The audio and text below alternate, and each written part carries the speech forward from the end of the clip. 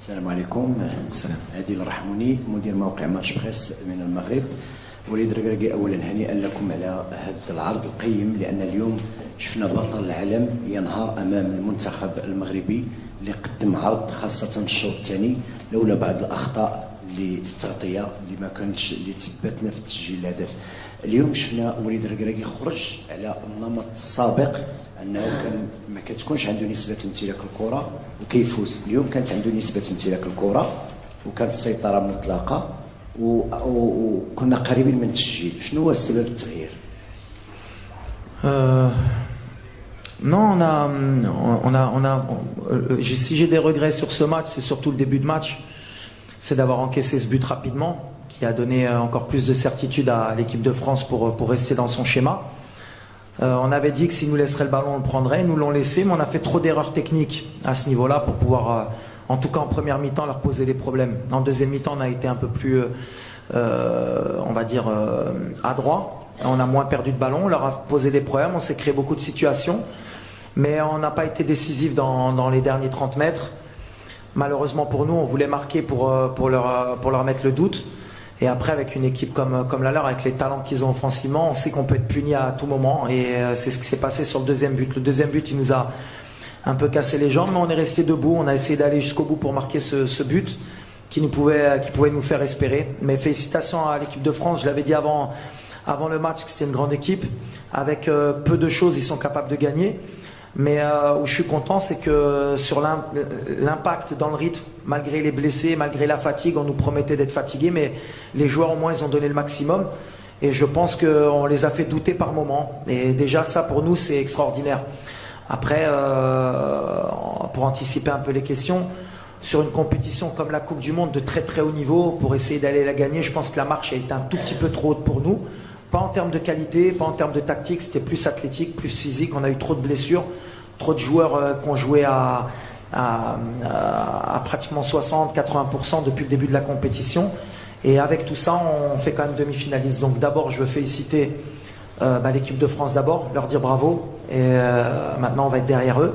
Et mes joueurs surtout, parce que voilà, le cœur qu'ils y ont mis, l'image qu'ils ont donnée, je pense, de notre équipe nationale, dans le monde, je pense que ça vaut la victoire en Coupe du Monde. Maintenant, c'est dur pour les gamins parce qu'ils voulaient absolument marquer l'histoire, mais on va apprendre. On ne gagne pas une compétition comme la Coupe du Monde sur un miracle. On doit encore travailler pour revenir encore plus fort, Inch'Allah.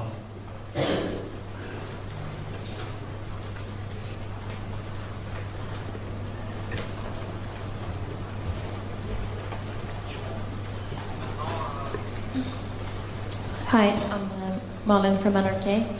I was wondering, you're going to play the third place match, the bronze medal match now. How big is your motivation to play a match like that, and will you consider to rest some of your best players?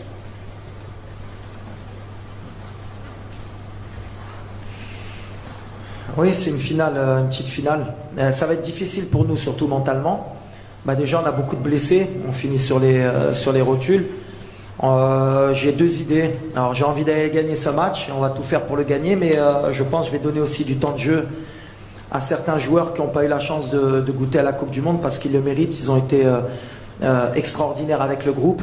Donc voilà, on va essayer de faire un mix pour essayer d'avoir une très bonne équipe sur le terrain, d'essayer de gagner la 3e place et d'être performant. Mais aujourd'hui, on va essayer d'abord de récupérer parce qu'on a perdu et que c'est toujours difficile après une défaite de se projeter. Donc déjà, on va essayer de récupérer mentalement et on verra samedi qui pourra faire honneur au drapeau marocain pour essayer d'aller chercher la 3e place, Inch'Allah.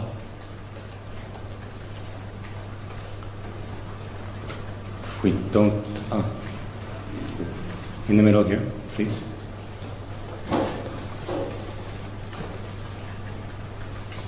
Oui, bonjour, Lionel Dangomo du journal L'Équipe. Je voulais savoir ce qui vous a amené à prendre la décision d'aligner Romain Seyss et au départ Naïef Aguerd et pourquoi est-ce qu'il n'a pas finalement pu tenir sa place. Et aussi le choix de passer à une défense à 5. Est-ce que c'était lié aux incertitudes de ces deux joueurs, notamment physiques? Ouais, exactement. Alors, jusqu'à la dernière minute, on a fait le choix. Enfin, on a attendu jusqu'à la dernière minute pour voir si Romain pouvait jouer. C'est quelqu'un qui est très important pour nous dans le système, puis c'est notre capitaine. Et on a essayé jusqu'à l'échauffement. Naïf aussi, il revenait d'une bonne grippe. Et il tenait à être là. Et moi, je tenais à ce qu'il débute parce que c'est quelqu'un qui est très important dans notre défense. Et je pensais que c'était le mieux pour nous de jouer à 3 pour qu'ils aient moins de terrain à couvrir. Et puis aussi parce qu'on a 2 latéraux de très haut niveau. Et on voulait créer des problèmes avec Ndembélé et Mbappé. Déjà défensivement et aussi offensivement pour les obliger à défendre. Alors, des fois, on prend des risques. On avait travaillé sur 2 jours sur ce système-là. On était plus ou moins bien en place. Après, on a eu beaucoup de déchets. Puis après, la sortie de Romain nous fait repasser à 4. Après, avec surprise, on a été peut-être meilleur à 4 aussi. On avait peut-être plus de repères. Des fois, on fait des coups. Ça nous donne raison ou tort, mais j'ai aucun regret par rapport à ça. La sortie de Naïf, elle nous fait plus de mal avant le match parce qu'à la dernière minute, on a été obligé de changer. Et donc, Dari a été obligé de rentrer. Et tous ces petits détails ont fait en sorte que peut-être on n'est pas bien rentré dans le match. Mais on va apprendre, et moi le premier. Mais je pense qu'à 5, on aurait pu leur poser encore plus de problèmes si on avait tout le monde au top. Mais la sortie de Romain nous fait mal, mais en même temps, après en deuxième mi-temps, on a été bien dans notre système. Mais pas de regret. C'est l'idée, c'était d'aussi soulager Romain dans l'axe pour qu'il n'ait pas trop de courses à faire. Bonsoir, Dominique Sarac du Parisien, bravo pour votre parcours. Vous avez dit on sera derrière l'équipe de France. Comment vous voyez cette finale France-Argentine, vous ? Je la vois équilibrée. Après, 2 manières de voir le match. L'Argentine a repris confiance. Ils ont un Messi qui est au top, mais je pense que c'est un match qui va leur aller. Ils défendent très bien. Didier a fait un super boulot. Ils savent ce qu'ils veulent faire. Ils acceptent justement ce que nous on n'a pas accepté aujourd'hui, c'est-à-dire on a repris le ballon et ils nous ont fait mal sur les pertes de balles. Et la France sait très bien le faire, ils ont beaucoup plus d'expérience. Je pense que avec des joueurs aussi rapides, avec les joueurs de talent, avec la profondeur de banc, ça va être bon du 50-50, mais la France peut faire un doublé historique. Et quand on voit ce que fait la France depuis les 20 dernières années, on peut dire qu'aujourd'hui c'est le pays le meilleur au monde en termes de football. Et moi je suis fier parce que aussi j'ai grandi en France et de faire partie de cette école. Et aujourd'hui, des fois on critique le football français, on critique les coachs français, mais la réalité c'est qu'au haut niveau, les joueurs français c'est les meilleurs et l'équipe nationale c'est la meilleure aujourd'hui. Maintenant, une finale c'est toujours du 50-50. Messi sait que c'est sa dernière aussi chance de gagner la Coupe du Monde. Mais moi j'aime bien le petit Mbappé, ça me ferait plaisir qu'il gagne la Coupe du Monde parce que on disait que c'était peut-être le nouveau Pelé, puis en gagnant cette Coupe du Monde, il se rapprocherait de ce qu'a fait Pelé. Il ne faudrait pas qu'il ait trop de pression justement et qu'il joue libéré. Mais voilà. Puis on aimerait bien qu'il gagne pour dire qu'on est perdu contre le champion du monde aussi. Ça nous ferait peut-être un peu plus de bien.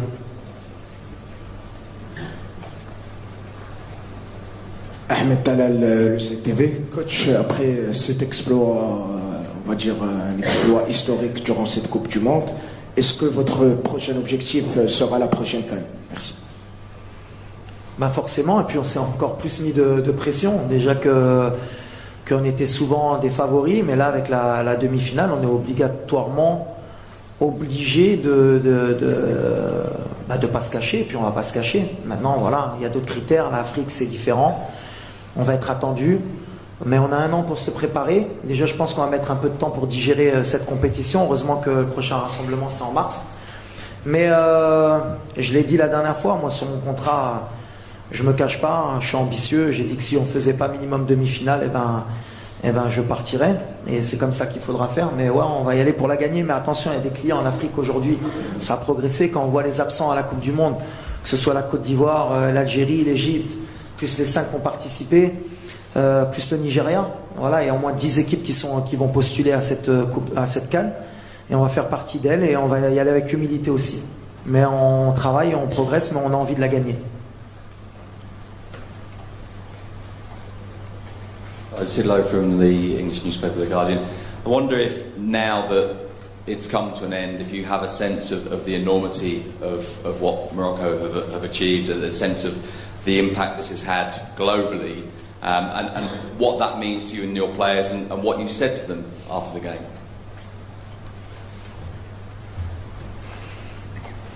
Bon, on sentait quand même avant qu'on avait fait un exploit, parce qu'aujourd'hui, on est dans un monde de communication qui est important, donc via les réseaux sociaux, via la télé, via tous les images qu'on nous a envoyées, on a bien compris que déjà dans notre pays, tout le monde était fier de nous. On est déçus pour le peuple marocain aujourd'hui parce qu'on voulait les faire rêver jusqu'au bout. Maintenant, on va digérer aussi parce que, en fait, c'est compliqué. On est heureux d'avoir fait ce parcours, mais on sent qu'on n'était pas non plus aussi loin d'un très grand exploit.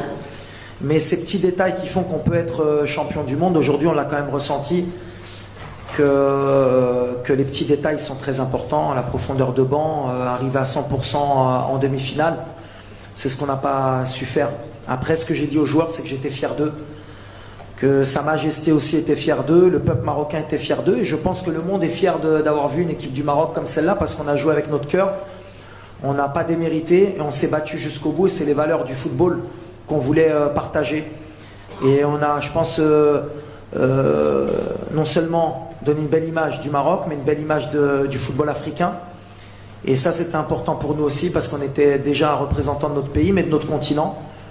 Et aujourd'hui, je pense que voilà, je ne peux pas dire qu'on va être respecté plus que ça, parce qu'on était respecté, mais au moins on a montré qu'on pouvait être au niveau dans ces compétitions, et ça c'est merveilleux. Mais il faudra confirmer.